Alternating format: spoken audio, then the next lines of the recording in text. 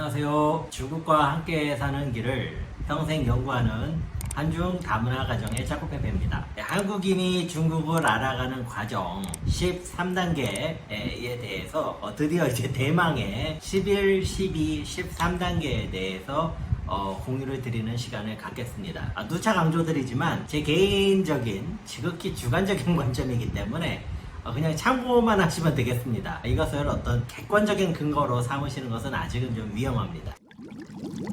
자, 그러면 11단계를 말씀드려 볼게요. 11단계는요, 중국 사람의 관점에서 중국과 세계를 바라보는 겁니다. 자, 이러한 바라봄이 시작되는 것을 11단계의 시작이라고 하겠는데요. 자, 우리가 가끔씩 잊어버리고 있는 것 중에 하나가 중국이 세계 4대 문명 발생지 중에 하나라는 거 여러분 기억하시죠? 예, 중국은 그 문명이 지금까지 이어져 내려오고 있다라고 봐도 과언이 아닐 것 같습니다. 그러다 보니까 중국은요, 역사상 수천 년의 시간을 거치면서 초강대국으로서 통치하고 운영했던 경험이 그 어떤 나라보다 많습니다. 그리고 그러한 것들이 다 역사적으로 내려져 나오는 나라이기도 합니다. 아주 특이한 거죠. 자, 그러면 제가 한번 예를 들어 볼게요. 예를 들어서 제 주변에 집안도 너무 좋고 능력도 굉장히 뛰어난 친구가 한 명 있다고 하겠습니다. 근데 이 친구가 어쩌다 보니까 고등학교 때 3년 내내 저랑 같은 반이 된 거예요. 물론 이제 그런 일이 쉽지는 않겠지만, 예. 그런데 제가 그러다 보니까 친해져가지고 연락처도 공유하고 수시로 만나고 그냥 아주 가깝지는 않을지라도 종종 연락을 하는 그런 친구가 됐다고 한번 해보겠습니다. 자, 그러면 여러분이 만약에 대학에 진학을 하거나 뭐 해외에 연수를 가거나 아니면은 뭐 결혼 상대 준비하고 새집 장만하고 이런 걸 할 때에 그 친구와 상의를 할 수도 있겠죠. 만약에 상의를 할 정도로 가깝지 않다 그러면 최소한 어떻게 할까요? 그 친구는 어떻게 하는지는 한번 보겠죠. 쟤는 어떻게 하지? 라고 관심은 가지 않겠습니까? 자, 예를 들어서 만약에 그 친구가 정말 성격이 별로다. 거만하고 같이 있으면 기분 나쁘다. 당연히 그러면 안 만나면 되죠. 하지만 그래도 보긴 보지 않을까요? 쟤는 어떻게 할지. 자, 제가 중국에 대해서 중국은 무작정 나는 싫다, 안 보겠다 하는 분들은요, 이런 친구들에게서도 아예 그냥 연을 끊어버리겠다. 이런 조금 자세를 가진 분들인 것 같아요. 중국 옆에서 저희가 지금 5,000년을 살았는데 중국이 어떻게 하는지 바라봐야 하는 거는 정말로 당연한 일이라는 생각이 듭니다. 자, 우리가 세계 정세를 볼 때 미국의 관점을 많이 참고하잖아요. 그럼 미국의 관점을 보는 게 우리가 미국이 좋아서 미국이 막 너무 예쁘고 사랑스럽고 그래서 미국 관점을 봅니까? 뭐 그런 분들도 계실 수 있어요. 그런데 꼭 그런 건 아니겠죠. 마찬가지로 중국도 이제 그런 사회가 되고 있는 겁니다. 자, 그런데요, 제가 여기서 말씀드리는 11단계에 해당하는 분들은요, 이 중국을 바라볼 때에 옆에서 중국을 보는 게 아니고요, 중국 사람의 관점으로 중국을 보는 거예요. 그리고 중국 사람의 관점으로 중국을 넘어서 세계를 바라보는 겁니다. 이것은 굉장히 중요한 의미를 갖는다고 하겠습니다. 제가 이제 대학원 시절이었어요. 이제 10년도 더 지난 일이네요. 진짜 시간이 빨리 가는 것 같습니다. 그때 제가 중국어를 계속 공부를 할 요량으로 집에다가 이제 그때 큰 안테나가 있었거든요. 위성 안테나를 설치를 해서 홍콩의 봉황TV라는 뉴스를 계속 봤어요. 이 중국말로는 펑황웨이시 중원다이라는 게 있거든요. 그 뉴스를 계속 보는데 뉴스를 계속 보다 보니까 이게 이제 중국어도 중국어지만 바라보는 시각에 변화가 생기는 것을 느꼈습니다. 참고로 당시에 이제 봉황TV는요, 지금 중국 대륙에서 보도하는 거하고는 기조가 많이 달랐어요. 굉장히 좀 서구화되어 있고, 그 다음에 언론의 자유라든지 이런 것들을 많이 강조하는 그런 중화권의 매체라고 보실 수도 있습니다. 그런데 그때 이제 북핵 관련된 이슈가 나오는데요. 아니, 같은 이슈를 거실에 나가면은 한국어로 뉴스가 나오고 제 방에 들어오면은 중국어로 뉴스가 나오는 거예요. 똑같은 소재를 가지고. 그러니까 재밌죠. 쟤는 뭐라고 하나 한번 보자 그랬는데 제가 계속 보다 보니까 되게 신기하더라고요. 우리나라 언론에서 나오는 북핵 이슈는요, 한국과 북한의 관계로 대부분 바라봅니다. 그 다음에 이제 변수로서 미국이 등장을 하거든요. 근데 중화권 매체에서 나오는 북핵 문제는요, 한국과 북한의 문제가 아니에요. 어떤 나라들이 연합이 되어 있는 어떤 세력과 세력 간의 어떤 그 불균형, 마찰로 많이 보더라고요. 그래서 제가 그때 이제 어린 나이였긴 하지만 오, 이게 조금 시각이 다르다라는 느낌을 확실히 받았습니다. 제가 봤을 때 이제 우리 한국 사람, 한국 문화의 장점은요, 어떤 거 점 하나를 딱 찍어서 거기에 집중해서 계속 파고드는 능력이 정말로 뛰어납니다. 개개인의 능력도 그런 집중하는 데 굉장히 탁월한 것 같습니다. 하지만 약점으로는 전체적인 국면을 바라보고 종합적으로 판단을 하는 능력이요, 정말로 많이 떨어져요. 제가 살면서 할수록 느끼는데요, 그런 능력이 필요하다는 것조차 인지를 못합니다. 이게 이제 우리의 또 약점이라고 할 수 있겠죠. 그러다 보니까 어떤 뉴스, 뭐 정치 관련된 이슈를 한번 얘기를 해보자면은 그것도 개개의 이슈 중심으로 나가는 거예요. 뭐가 터지면 거기에서 와 하고, 또 뭐가 터지면 거기서 와 하고, 이게 어떤 연속선상에서 어떤 전체적인 방향성을 가지고 이거는 이렇고 이거인데 핵심은 이거다, 이런 개념이 아니에요 지금. 자, 그러다 보니까 상황을 바라보는 데 좀 많은 한계점들도 있습니다. 장점도 있는데 한계점들도 있습니다. 자, 그런데 이제 11단계에 도달을 한 분들은요, 중국 사람들이 문제를 바라보는 식으로 바라보기 시작합니다. 지금이 어떤 시점인가요? 미국이 가지고 있는 패권에 대해서 중국이 조용히, 최대한 조용히 부상을 하면서 자기 포지셔닝을 가져가려고 하는 그런 단계인 것 같아요. 그러면 그 상황에 맞춰서 중국 안에서는 너무나 다양한 시각들, 의견들, 정보들이 난립을 하고 있습니다. 자, 그러다 보니까 중국에서 정작 얘기를 하는 것은요, 굉장히 다양해요. 아프리카 얘기, 중동 얘기, EU하고 어떻게 해야 된다, 동유럽을 어떻게 활용을 하자, 중앙아시아는 어떻게 하자, 굉장히 전 세계적으로 다양한 이야기가 진행이 되더라고요. 근데 한국에서는 중국 얘기를 하면 중국하고 미국의 구도로 이제 딱 한정을 지어버리니까 그 내용 안에서만 얘기가 또 진행이 되는 것 같아요. 여하튼 간에 이 중국적인 시각으로 어떤 중국과 세상을 바라볼 수 있다는 것은요, 저희가 원래 한국적인 시각을 잃어버린다는 뜻이 아니에요. 한국적인 시각도 가지고 있고 거기다가 추가로 중국적인 시각이 더해진다는 겁니다. 그러면 이제 시각이 더 넓어지는 것이죠. 이게 이제 11단계에 있는 분들의 특징입니다. 그래서 이분들은 굉장히 이제 지적으로 어떤 희열이랄까요, 습득 속도와 정보 소스가 너무 많아지는 거예요. 그러다 보니까 이제 하고 싶은 얘기도 많아지고, 자기가 봤을 때 이런 건 너 아직 모르는구나 하고서 얘기할 수 있는 어떤 자신감들도 많이 생기는 그런 게 이제 11단계의 특징이 아닌가 하는 생각을 해봤습니다. 네, 그러면은 이어서 12단계로 넘어가 보겠습니다. 12단계는요, 중국이라는 곳이 대단히 복잡하고 이해하기 어려운 사회임을 깨닫고 절망을 하는 그런 단계입니다. 절망을 하는 단계라는 게 정말로 중요합니다.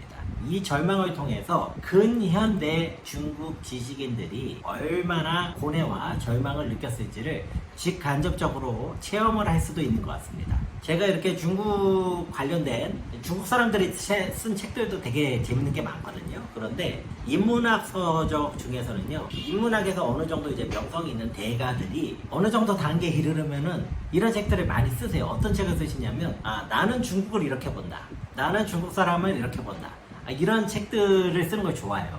왜냐면 이 중국 사회 자체가 너무 복잡해가지고 이 대가들이 나는 중국을 이렇게 정의할 수 있다는 것 자체만으로도 정말로 대단한 거거든요. 그러니까 그런 것들에 대해서 사람들이 관심을 갖게 되는 거죠. 이렇게 복잡합니다. 자, 그런데 그런 책들을 이제 나와서 읽어보잖아요. 그러면 굉장히 합리적이고 이렇게 조금 말이 잘 돼요. 읽어보면은. 그런데 그러면서도 약간 자기 자랑하는 듯한 느낌도 느껴지고, 그건 어쩔 수 없겠죠. 그런데 읽다 보면은 동의하기 어려운 내용들도 꽤 많이 있습니다. 근데 이제 그게 저만의 느낌이 아니라 제 주변 사람들도 대부분 가지고 있어요. 근데 그거 하나를 콕 집어가지고 이러니까 넌 아니야, 이런 사람은 한 명도 없습니다. 좀 한국은 그런 게 조금 있어요. 제가 보니까. 왜 그러냐면은요, 아무리 대가라고 해도 중국 사회가 어떻다는 거를 말하는 것은 불가능합니다. 그렇기 때문에 그 사람들이 쓴 책들도 안 맞아요. 그러면 그거를 왜 쓰고 왜 읽으냐? 참고하는 겁니다. 저 사람은 저렇게 봤구나. 어차피 내가 평생 동안 해도 다 경험을 못 하잖아요. 그러니까 다른 사람의 경험을 간접적으로 배우는데 제만큼 좋은 게 강의 같은 것도 들어보고 그런 게 있습니다. 제가 이제 유튜브를 이제 보다가 서울대학교 국제대학원의 국제학과 교수로 계시는 박태균 교수님의 강의를 하나 본 적이 있어요. 제목이 박정희는 누구인가? 우리 예전에 그 전 대통령이시죠. 근데 이제 이분이 이런 말씀을 하세요. 박정희라는 인물에 대해서 한마디로 정의를 하려다 보니까 계속해서 오류가 발생하더라는 거예요. 왜냐하면 박정희라는 인물 자체도 계속해서 변화했던 인물이고요. 그 다음에 현실적인 벽 앞에서 그가 가지고 있던 어떤 이상과 어떤 계획들도 계속해서 수정을 할 수밖에 없었다. 자, 그렇기 때문에 박정희를 보기 위해서는, 제대로 보기 위해서는 다양한 각도에서 그를 바라보는 방법밖에 없다 라고 얘기를 합니다. 굉장히 저는 이제 그 말에 신뢰가 갔고요. 이것은 박정희라는 인물에 대해서 정말로 오랫동안 연구를 하지 않으면 나올 수 없는 얘기겠구나 라는 생각도 들었습니다. 자, 여러분, 한 개인에 대해서 바라보는 것도 이렇게 한 가지 시각으로 정의하는 게 어려운데, 중국 사회는 오죽하겠습니까? 당연히 종합적인 관점, 다양한 관점, 때로는 서로 반대되는 관점이 공존을 할 수밖에 없습니다. 이 중국 사회는요, 알면 알수록 변수가 너무 많고 사람도 너무 많고 다음에 수많은 힘과 힘이 부딪히고 제대로 바라본다는 것이 너무나 어렵습니다. 그 다음에 우리 생각에는 중국 정부나 뭐 당에서 추진하는 대로 그대로 될 것 같죠? 일사불란하게. 꼭 그렇지도 않습니다. 거기에서도 여러 가지 어려움들이 많이 보이고요. 종종 목격합니다. 이렇게 중국이라는 사회가 너무나 복잡하기 때문에 이것을 12단계에 도달한 분들은요, 이때까지 이제 자기가 여러 가지 경험을 하면서 이제 내가 많이 알았단 말인데 12단계에서 여기를 깨닫는 순간 와르르 무너져 버리는 거예요. 그 자기의 자신감이 클수록 절망감도 크지 않을까 이런 생각이 듭니다. 자, 그래서요, 12단계에 도달하신 분들은요, 내가 이때까지 알았던 게 정말 빙산의 일각도 되지 않는구나 라는 것을 깨닫고 이거 뭐야 하면서 정말로 절망에 빠지시게 돼요. 근데 이 단계는 너무너무 소중한 단계라는 생각이 듭니다. 어떻게 보면 이제 정신 번쩍 차리게 되는 그런 단계이고요. 물론 이 단계 자체가 가능한 것은 이분께서 중국에 대해서 관심을 갖고 내가 제대로 이해하고 싶기 때문에 그러시는 거예요. 그런 어떤 자세와 의지조차 없다면 여기까지 절대 오실 일도 없고, 때문에 절망이나 실망을 하실 일도 없겠죠. 심지어는 중국에 살고 있는 중국 사람들 중에도 중국에 대해서 별로 관심 없는 사람들이 정말로 많습니다. 그냥 하루하루 살기 바쁜 게 우리 일반적인 서민들의 삶이 아닐까요? 자, 그런데 내가 중국 사회에 대해서 어떤 줄 알아야겠다, 혹은 최소 내가 하고 있는 어떤 영역에 있어서는 내가 알아야겠다라고 하신다면 그분은 그만큼 신경을 쓰실 수밖에 없고, 그러면 그만큼 실망을 하시게 되는 거예요. 이런 문제들이 항상 존재하는 것이 바로 이제 중국을 이해하는 길이 아닌가 싶습니다. 네, 그러면은 드디어 대망의 13단계 마지막 단계까지 왔습니다. 지금 이 영상을 여기까지 시청을 해주신 분이라면요, 일단 그분 자체도 굉장히 특이한 분이실 수가 있습니다. 제가 이런 말씀을 드리면은 화가 나실 수도 있지만, 제가 이제 종종 듣는 얘기가, 차코페페라는 제가 유튜브 채널을 가지고 있다 그러면 처음에는 대부분 신기하고 좀 보세요 그러다가 이제 솔직하게 피드백을 주시고, 야, 살다 이렇게 재미없는 유튜브 채널은 내 처음 본다. 근데 무슨 구독자가 거의 뭐 이렇게 생각보다 많다, 뭐냐. 그래서 저도 이제 저를 알았어요. 이제 제 이야기와 제가 전달드리는 내용이 이게 전혀 대중적인 내용이 아니에요. 그러니까 이 내용을 지금 여기까지 보셨다는 거는요, 이 영상을 시청하시거나 그냥 귀로만 듣는 분이시라고 해도 정말로 제가 봤을 때는 독특한 분이신 겁니다. 예, 여하튼 제가 또 쓸데없는 얘기를 했는데 13단계에 대해서 말씀을 드리겠습니다. 13단계는요, 중국 사회에 대해서 다양한 사람들과 교류를 하면서 퍼즐을 맞춰 나가는 단계입니다. 이 13단계라는 단계 자체가요, 이거가 딱 도달했으니까 무슨 자격증 따듯이 됐어 이제 끝, 이게 아니에요. 이 13단계에는요, 이게 시작입니다. 여기서부터 시작을 해서 계속 노력을 하는 단계인 거죠. 자, 그리고 이것이 이 단계에 계시는 분들이 그러면 1단계에 있는 사람하고 뭐가 다르냐, 13단계에 있는 분들은요, 누적된 경험, 그 다음에 어떤 그 정보, 학습 내용들이 있으시기 때문에 정보를 갖다가 굉장히 빠르게 판단, 필터링 속도도 아주 빠르고, 그 다음에 저 정보 소스가 어느 정도 신뢰도가 있겠다, 지금 얘기하는 저 전문가가 어느 정도 수준을 가지고 얘기하겠다, 이런 거에 대한 감을 가지고 계세요. 자, 그러다 보니까 이 정보를 처리하는 속도가 일단 엄청나게 빠른 겁니다. 자, 근데 그러면서도 12단계를 지나셨기 때문에 내가 판단하는 것이 틀릴 수도 있다는 것을 항상 명심하세요. 오히려 틀릴 가능성이 더 높다라는 것을 명심을 하지만 그럼에도 본인께서 판단을 하시는 겁니다. 자, 이 과정에서 계속해서 전문가들의 의견을 듣고 정리하고 내 생각과 비교를 해보고 이러한 것들이 머릿속에서 계속 일어나는데 거의 생활 습관화가 되어 있는 거죠. 자, 그래서 누군가의 특정 인물의 어떤 그 관점을 갖다가 무조건 따른다 하기보다는 종합적인 관점에서 여러 생각들을 취사 선택하는 이런 방식을 많이 사용합니다. 자, 중국 사회라는 것 자체가 굉장히 거대한 속도로 변화를 하고 있고 그렇기 때문에 내가 뭔가를 알았다라고 감을 잡는 순간 이미 늦은 겁니다. 감을 못 잡으면 그건 더 말할 것도 없고요. 그 마음은 편해요. 그러면 그렇기 때문에 이분들은 항상 어떠한 정보가 이게 50%냐 60%냐 이런 거를 본다기보다는 어떤 전반적인 추세, 어떤 방향성, 초반에 추진했던 내용과 현재의 변화 여부, 그 다음에 추가적인 변수가 등장을 했느냐 등등을 가지고 굉장히 종합적인 판단을 하셔요. 자, 제가 봤을 때요, 이런 분들이 가지는 가장 명확한 특징 하나를 꼽는다면 사람들하고 교류를 하는 겁니다.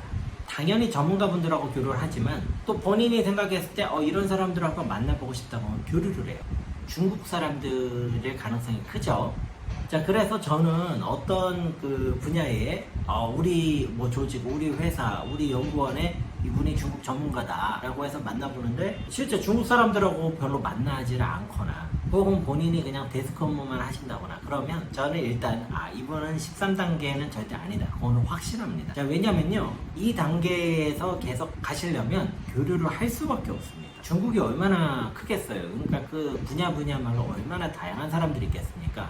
자, 그러면 그 사람들하고 교류를 하고 또 나하고 굉장히 마음을 터놓고 얘기하거나 나의 진짜 인생의 친구라든지 이런 사람들하고 이야기를 하는 것이 얼마나 중요합니다. 자, 이런 교류가 없이는 뭘 알 수가 없는 거죠. 거기에 플러스 자기가 스스로 공부도 하고 노력을 하셔야 되는 거죠. 자기 관점도 가지면서 하지만 계속해서 비판적인 사고를 반복해 나가시. 이것이 13단계의 특징이라고 할 수가 있습니다. 자, 그래서요, 제가 이제 이런 것도 하나를 알려드릴게요. 누가 무슨 얘기를 했어요, 중국에 대해서. 근데 이런 식으로 거기에 대해서 피드백 하시는 분들이 있어요. 너 이거는 모르냐, 중국은 이런 측면도 있다, 그러니까 네 생각은 틀리다 라고 한다면 그 틀리다 라고 하는 그 사람 생각이 틀릴 가능성이, 왜냐면 다양한 모습이 공존을 하고 있기 때문에, 공존을 하기 때문에 나는 이쪽 측면을 본 거고 쟤는 저쪽 측면을 봤을 수가 있습니다. 그래서 그것을 13단계에 있는 분이라면은 그렇구나, 그런 측면도 있군요 라고 일단 받아들이고 그것을 내가 알고 있는 퍼즐에 어디다 맞출지를 고민을 하시는 거예요. 이게 맞다 틀리다 요거는 굉장히 낮은 차원이라는 거, 그런 것도 조금 말씀을 드리겠습니다. 그러면 이게 조금 얘기를 하다 보니까 복잡해졌는데, 여하튼 이 한국인이 중국을 이해하는, 알아가는 13단계에 대해서 드디어 13단계까지 왔습니다. 정말 이 시청을 해주시는 분들, 듣기만 해주시는 분들이라도 저로서는 너무 감사합니다. 이거는 진짜로 본인이 관심 있지 않으시면 듣지 않으실 내용이에요. 그래서 저는 이것을 끝까지 들으시는 분들은요, 대부분 중국 전문가로서의 포텐셜이나 아니면 능력이나 이런 것들이 굉장히 대단한 분들이시지 않을까 하는 생각이 듭니다. 절대로 제 영상이 뭐 뛰어나거나 제 식견이 높거나 이런 말씀을 드리는 게 아니고요, 이 자세에서 나오는 차이가 되게 크더라고요, 지내다 보니. 그 차코페페라는 채널은요, 제가 이제 이것으로 돈을 벌지를 않습니다. 차코페페로 광고 수익이 조금 들어오긴 하는데 뭐 어디 코에 붙일 데도 없어요. 그거는 뭐 굉장히 적어서 저는 이제 제가 이게 본업이 아니고 수익화가 되어 있지 않기 때문에 오히려 여러분들께 조금 더 솔직하고 객관적인 이야기를 할 수 있는 것 같아요. 제가 여기에서 돈을 버는 입장이 되면은 아마 그렇게 못할 것 같습니다. 그렇기 때문에 굉장히 자극적인 내용 중심으로 중국을 전달을 하는 다양한 유튜버 분들의 입장도 이해는 됩니다. 저는 이제 제가 할 수 있는 역할은요, 이렇게 저희가 중국에 대해서 이런 시각으로도 한번 봅시다, 자, 이렇게도 한번 봅시다 하는 것들을 계속해가지고 제가 발굴을 해가지고 여러분들과 한번 공유를 하려고 합니다. 댓글을 달아주시는 분들 너무너무 감사드리고요. 댓글 다시는 것도 쉽지가 않고 욕하시고 이러는 분들은 또 그렇게 많지는 않으세요, 다행히. 그래가지고 해가지고 옆에서 사실 무섭기도 하거든요. 예, 저도 이제 계속 이런 분야에 대해서 지금은 약간의 사명감을 느끼면서 나아가고 있습니다. 예, 그래서 앞으로도 이렇게 저한테 주어진 길을 계속해서 성실하게 노력을 해나가는 그런 작곡 대표가 되겠습니다.